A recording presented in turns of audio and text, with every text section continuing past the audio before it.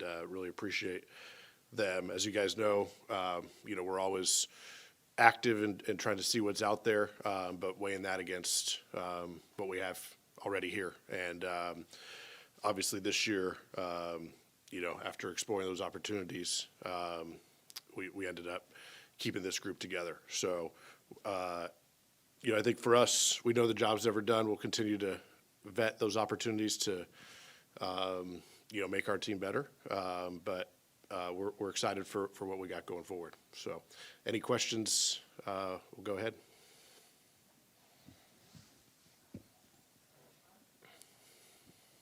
What's up, sir? I just saw the release there about Keon Ellis. Can you just kind of maybe describe or talk about just the growth you've seen from him and the decision to elevate him from a two-way player? Yeah, I would say first and foremost, testament to Keon and the work he's put in since being an undrafted player. But really our entire pipeline, started in the draft process where we identified him as a key target who went undrafted.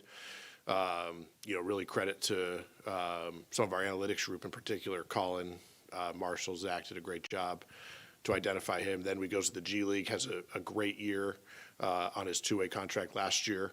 Our whole development team from Stockton to Sacramento, and then gets an opportunity at times this year and, shows that he can hang in the NBA. So we're excited for Keon and what he's done and what he'll continue to do for us. And then just kind of, going into a trade deadline and just the overall belief that you have in the continuity of this team and the rotation and this roster. Just overall thoughts, maybe just how this season has gone and maybe your thought process as you went into this deadline and then coming out of it without really making some significant move. I think the biggest thing is we're always, almost all of our conversations are about, as we really prep for the deadline for months, is, okay, what will this do for our team counterbalanced against the cost versus what we can do with what we have already in-house. And I think I complimented our group. I said, we have a lot of good players. We're accomplishing a lot of good things. We obviously, our goals have not fully been reached, but we're in a good spot where we can have those conversations. Sometimes the conversations are much different about what you're trying to do. I think the West is hard. The West is tough. It's always tough. It's even tougher this year. I think we're on the same win pace as last year when we were the 3 seed, and now I think we're in 6 or 7 right now. So the West is going to be tough. We're going to have to earn it. We got 32, I think, games left. But if we didn't think that the 17 guys that we got here could get it done, that may have changed what we did. But these guys have shown, dating back to last year and this year, some growth, especially on the defensive end. I think it's been exciting for us.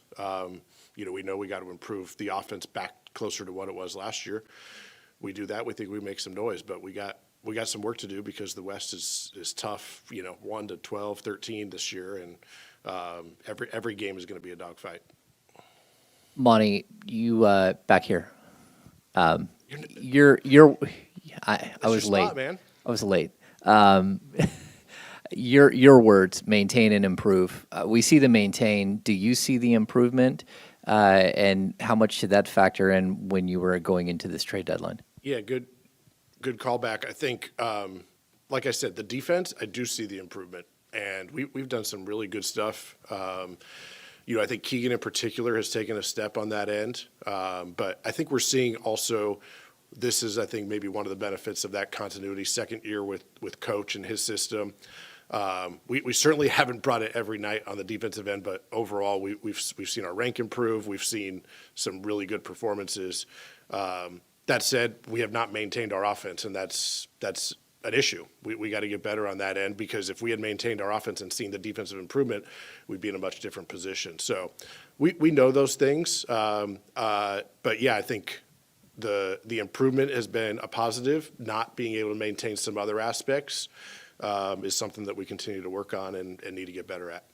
And I guess follow up, you guys have, if you make the playoffs, your 2024 gets sent to Atlanta. How much did that play into your mind at this deadline that starting July 1st, you might have 7 first-round picks and sort of your arsenal, your stockpile back? Yeah, well, it would be 6 because that one would be gone, which would be a good thing. But yeah, we look. I think we've done our group has done a good job of using assets when the time comes, but also weighing that against what we can maybe do with them in the future. So, like you say, we'll have a little bit more flexibility with those first round picks, hopefully this summer. That's something we'll continue to pursue. But I think we also those picks, whether they can be in trade, but they can also be to continue to supplement what we hope is a team that the core is here to go into the second round and further, and then those picks can be used to continue to keep the train rolling, because it's we know with some of the changes in the CBA and things like that, it's going to be you got to maintain your flexibility and ability to do those things because of how hard it is to operate in certain areas of the cap now. Hey, Monty, 2 things for you.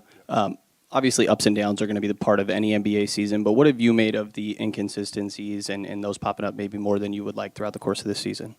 Yeah, I think if we were more consistent, we would be further up the standings for sure. I think the positive to take from it is for every loss that doesn't feel good, that means we've also had some pretty good wins if we're still on the same pace. I think we're 12-8 against the top 10, these playoff play-in teams in the West. So that's shown that we can do it. But the NBA these days, I mean, it is there are some of the records maybe aren't there for teams, but there's no nights off. We can't take nights off if we want to get where we want to get. And at the same time, we've shown that we can go into some of these on the road in tough places and win. So we know we can reach those heights, which is good to see because those are the teams that are going to be there, hopefully, with us in April, May, and June. So it's disappointing, of course, that we can't seem to do it every single night. Last year, I think we did a great job. I think after our initial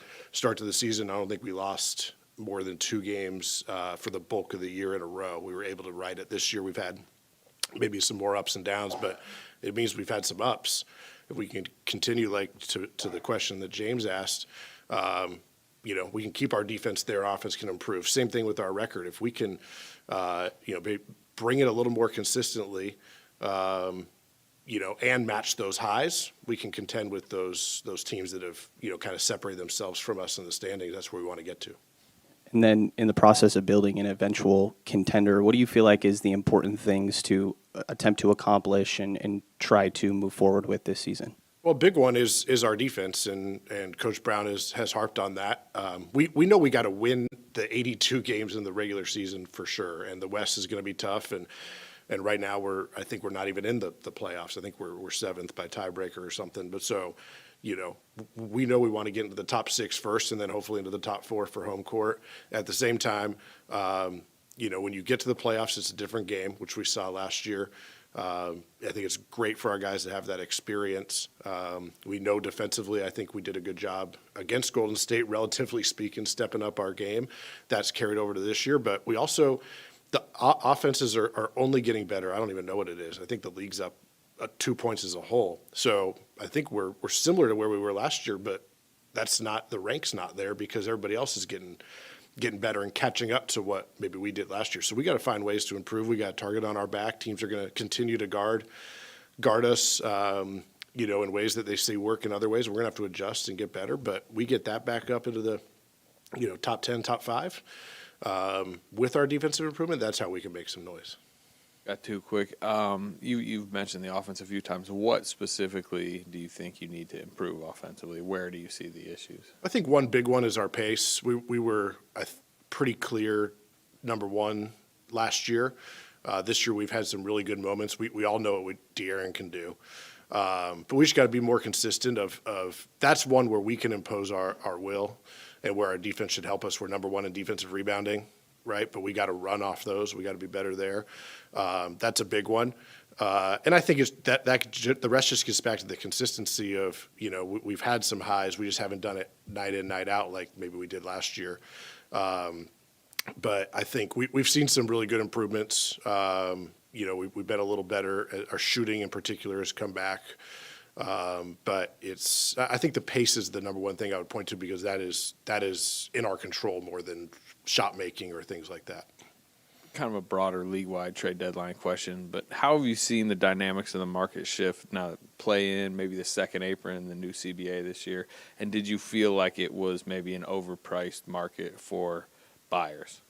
Yeah, I think the play-in for sure has, I think, given teams more things to work towards, not just to make the play-in, but it's different to be 7-8 versus 9-10. You get two chances instead of one. It's really important to get in the top six where now you're in. So all those things, it used to just be in or out and then maybe home court. So, that just gives teams more things where they can't just rest. Everybody's trying to improve. I think some of the new cap stuff, teams were still figuring out how that's going to affect team building, not just now, but into the future. This has kind of been a transition year based on the new CBA. I think it's good for the league. Most teams are trying to win and compete and get better. It maybe means some of those more traditional straight seller trades aren't there. But we still saw some movement around the leagues. Different teams felt they needed to do something. I think for us, we're always trying to put ourselves in a spot where we're never pressed into something and we get to do it on our own terms. And credit to our medical staff. Again, we haven't been as healthy as last year, but pretty healthy. Our main guys are producing. It's just, we think we got enough in-house. And whether I don't know, it's hard to, without sitting back, I did get some sleep last night, but I haven't really taken a step back and seen what the league has done market-wise, but it does seem like there's been just fewer of those straight sellers, more teams just trying to improve however they can. Hi, Monty. A couple questions for you. One, you've talked about the offense-defense thing. Obviously, there's, I'm sure, healthy debate like within every organization. Mike has really pressed for the defensive improvement, saying that to have postseason success, you've got to be, I think in his mind, top 10 defensively. Is that, are you guys 100% on the same page with that part of it, and or is there maybe some give and take in terms of that discussion? I think we all know we got to be better on both ends because we're not where we need to be. But I think the defense was the easiest thing for us to improve. As we mentioned, we wanted to maintain our offense to get there, and right now our offense has slipped as our defense has improved, and we're in similar spot. I think maybe the same record to this point as last year. But I think the biggest thing for us is that at the end of the night, we got to have more points than the other team, and especially in the playoffs, you're going to have to go and stop some really, really tough players. I mean, just look up and down the West. I mean, it doesn't matter who you play.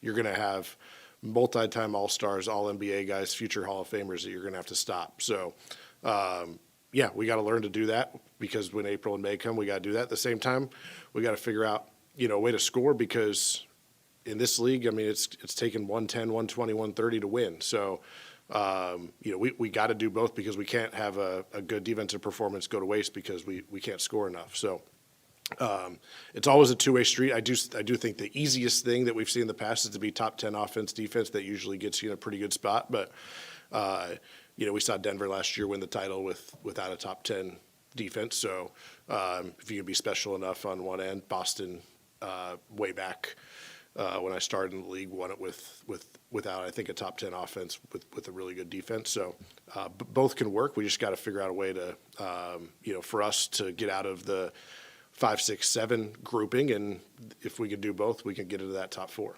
Okay. And you look around the league and how a lot of teams are built right now. Are you? I guess this is kind of two-pronged, but do you see a need for size and length as you guys build this going forward to add those elements? And if you don't, if you're willing to kind of characterize like how close maybe you felt on some of these deals that maybe you discussed with people, did you feel like something was close?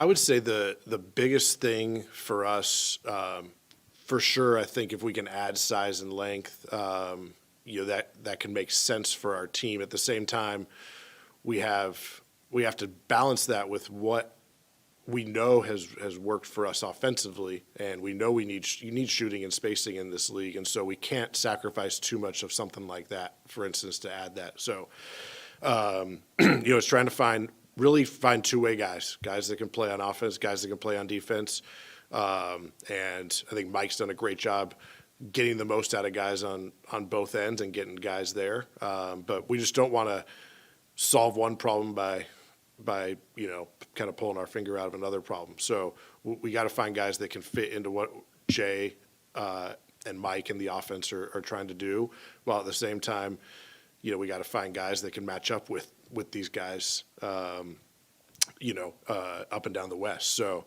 I don't want to get too much into the rumors and all that was out there. We were active. We were trying to see what was out there. If there was something that we thought could improve us for a price we were willing to pay, of course we'll do that. At the same time, we've seen, I mentioned Keegan, internal growth on that size and length thing. I mean, Keegan's guarded some really impressive players and done, I think, a great job. HB obviously draws the tough assignment a lot of times. Trey Lyles has guarded some of the big power forwards that you got to go against. So we have guys that can do it, and I think we've seen that on the defensive end. But we don't want to just solve one problem by hurting somewhere else. Monty, you guys are 22nd, I think, in the league in payroll. Is that a function of just where you guys are in your build? Is it a function of maybe looking forward to some of the contracts that you're going to have to pay, whether it be Keegan or De'Aaron down the road? And do you have, I don't know if it's a blank check, but you have the ability to go out and make moves at this deadline and during the summer that maybe would bump you up into closer to the top 10 in salary in the league? Yeah, that hasn't, the payroll or whatever hasn't been an issue. I think this year it was a function of what we did in the off season, where we were a room team and how we were able to operate in that. We talked about the things we were able to accomplish there, and there's ways to get a little higher up. Used to be you use room, you can't get much ahead. This year we were able to pop over with, Trey Lyles' bird rights and the room MLE and things like that. But that was more of a function of that. I do think, the higher you get, it's really going to start handcuffing your ability to just maneuver. And there are some very draconian things that the tax and the aprons will limit you on. So, for us, it's making sure that, look, if there's something that we can do that puts us, into contention and it, costs assets, adds money, we're able to do that. We just got to be able to then maintain that. And, it's, I think, gone are the days of, you're just able to, kind of live wherever you want and do everything you want as the trades, they start freezing your picks. All sorts of things happen that are just going to make it hard to stay there. So for us, we want to be there for a long time. So we also want to win in the playoffs soon. So we're always counterbalancing those things. But I do think the new rules are going to make it so, if you put yourself in a tough spot and you don't reach where you want to get to, it's going to be hard to take that next step. And if you do reach it, it may be hard to maintain it. So we're always, these days trying to figure out that balance. I imagine you feel you have a pretty good idea of what this team is, or characteristics and what they're capable of. I'm just curious, what are you still curious about, if anything, with this roster, and maybe one or two question marks you might have with this group? Looking ahead, I'm curious how our, last year we talked about, I think we had 7-8 guys make their playoff debuts. This year, that's not going to be the case. We just went and, played a tough 7-game series. So even our newbies have been in that environment now. So I'm curious to see how the group will respond. At the same time, we got to get there. I think I'm curious to see if our group can step up and, continue to the defensive improvement and get back to offensively where we want to get to.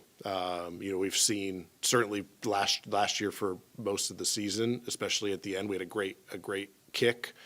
And can we do the same thing this year? So we've certainly answered some more questions about our team. We've seen them grow together, but still plenty unanswered. And, but I think exciting because of some of the things that they've been able to do, like gain that playoff experience and now see how it is to have a target on your back.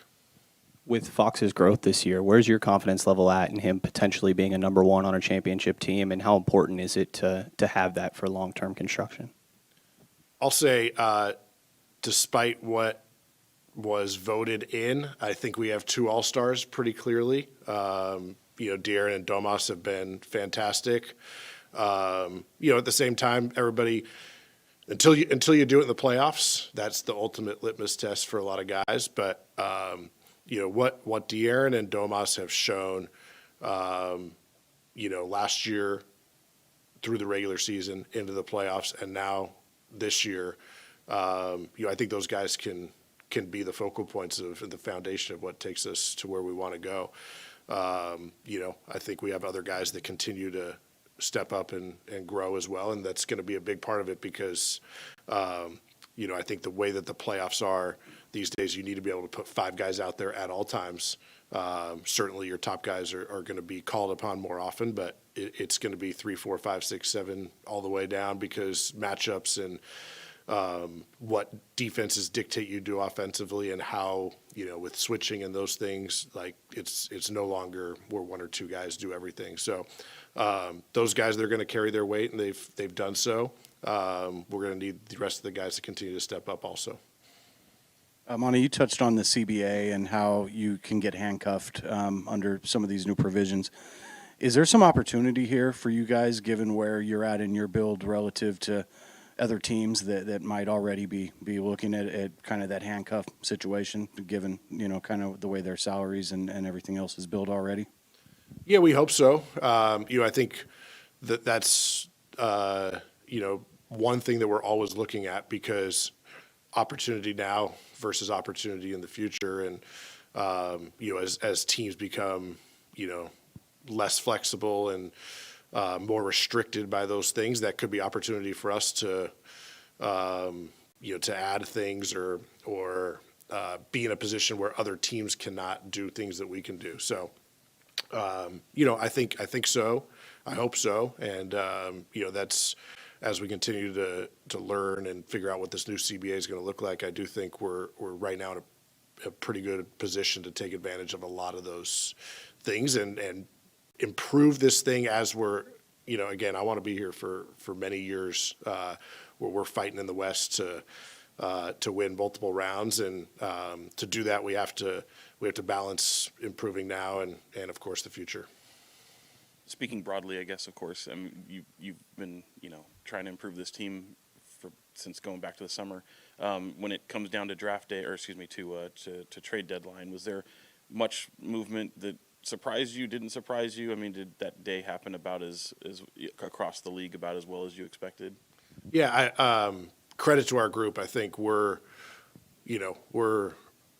information is good. We know what the opportunities are, generally what the costs will be, really well before deadline day, the final day. But it's, the exact details maybe obviously aren't known, but we have a very good sense. This is, as we kind of got closer and closer, was about what we expected. And, obviously, for us, at the end of the day, we chose mostly to stand pat, but we knew what was out there, and Wes and Phil, Paul, our whole group, we're doing a good job of talking to teams and trying to figure out what's going on and where opportunities may lie. Thanks, everyone. Appreciate it. Thanks, guys. Who's going to Super Bowl? I thought you'd be there for sure. No?